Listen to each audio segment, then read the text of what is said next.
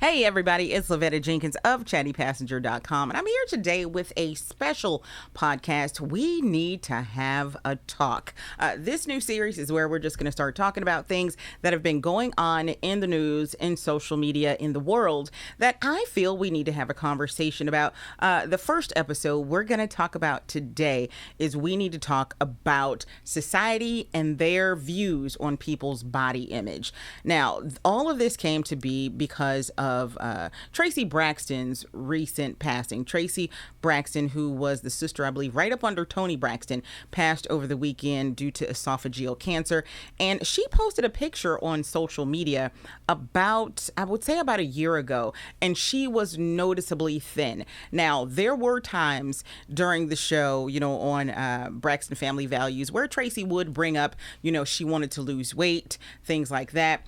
But I did notice that Traci was remarkably thin. I did not make mention of this, but a lot of people on social media did. They bashed her for being super thin. Now, I knew when I looked at it that she was an unhealthy thin and that this was probably not by her own doing.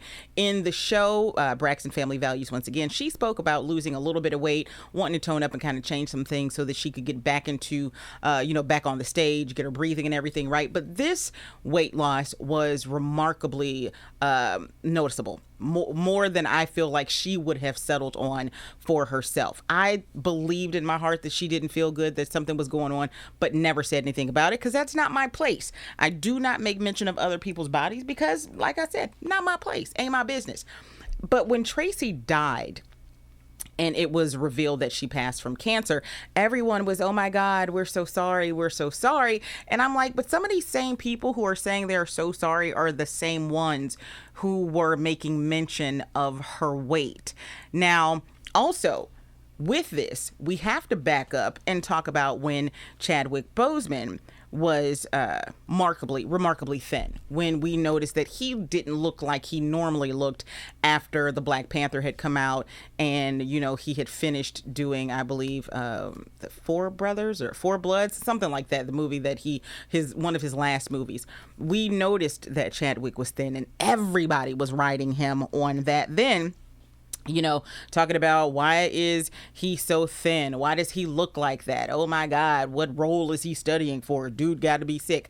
First of all, no matter what a person's profession is, everyone is entitled to some type of private life. Even if, they're a very personal person and they share a lot of their person on social media and they share a lot of parts of their lives, they are still entitled to some privacy when it comes to certain health issues if they feel like they should do so. And that is exactly what, Chadwick was going through. He was trying to keep, all of his stuff to himself. He didn't want to tell anybody. He just wanted to go through. There were co-stars of his who had no idea. And then there were some who said they knew something was up, but, didn't really want to say it because it wasn't their place. It's not our place to police other people's bodies.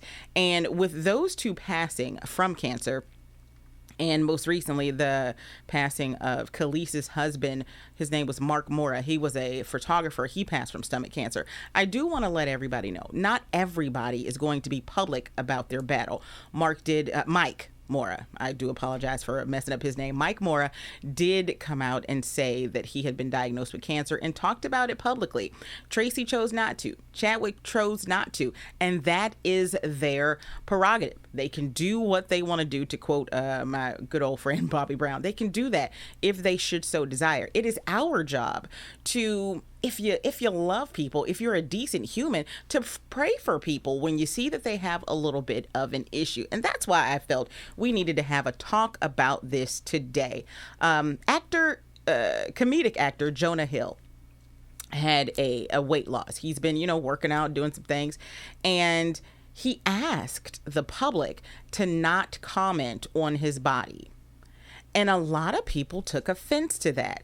And in my mind, I'm just thinking, okay, Jonah doesn't want us talking about his body. That is his right.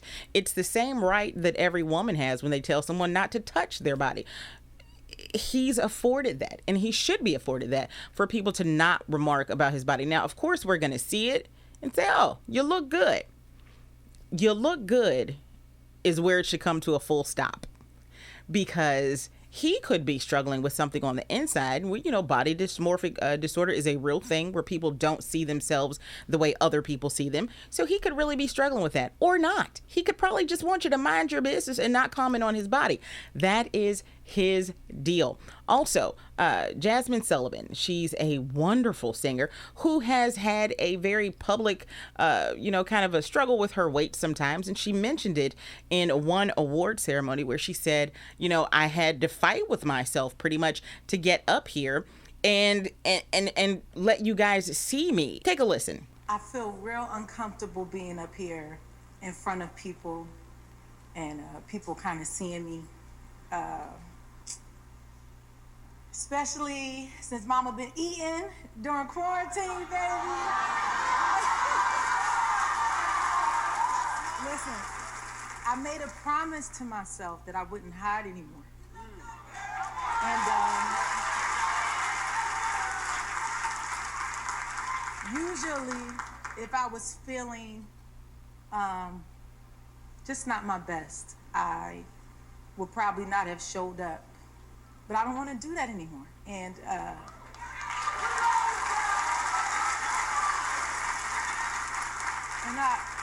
wrote this project for women to love themselves no matter what stage of life that they're in.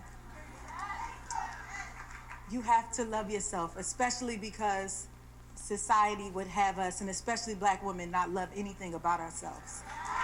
This should never be the case where a woman has to get up in tears almost and tell you that she fights with how she looks because she doesn't want to be perceived in such a way in front of the public.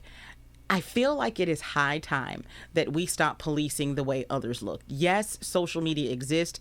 Yes, everybody's all here bearing everything on Instagram for the likes and like culture. But you know what? A lot of these people are airbrushed, filtered, or surgically altered. And then there are people who just want to be healthy and live their lives and still have their cellulite or whatever and not have somebody making mention of it every time they turn around. Here's the thing. Calling somebody fat online who's a plus size person says more about you than it says about them. You think that person don't know what size they are when they wake up in the morning, when they put their feet on the ground, when they go to the bathroom and brush their teeth? You think they don't know? They do. Trust me.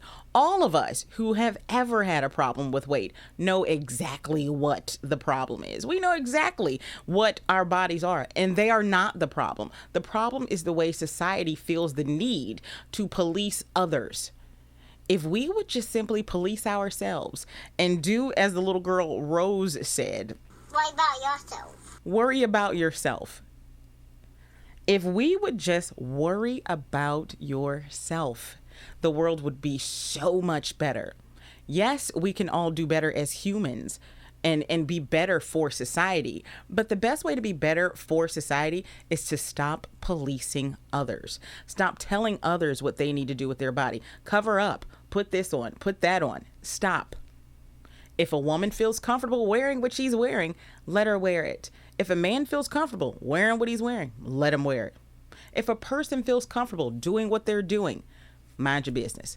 As long as it's not hurting anybody, causing any harm, mind your business. I feel like we needed to have this talk today because there's way too much conversation surrounding the bodies of others when we need to be worried about the spirit within ourselves. Today, I'm going to encourage all of you. The minute you even want to think about it, think something more positive and say, you know what? I don't know what they're going through. I'm going to send some positivity and some love their way, in their direction.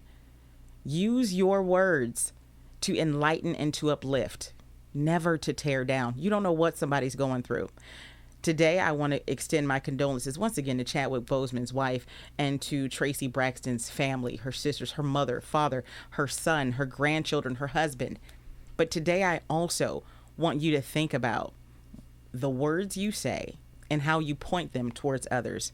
Make sure you're pointing them with love. This has been Lavetta Jenkins of chattypassenger.com with a We Need to Have a Talk About It. I'll see you guys in the next one.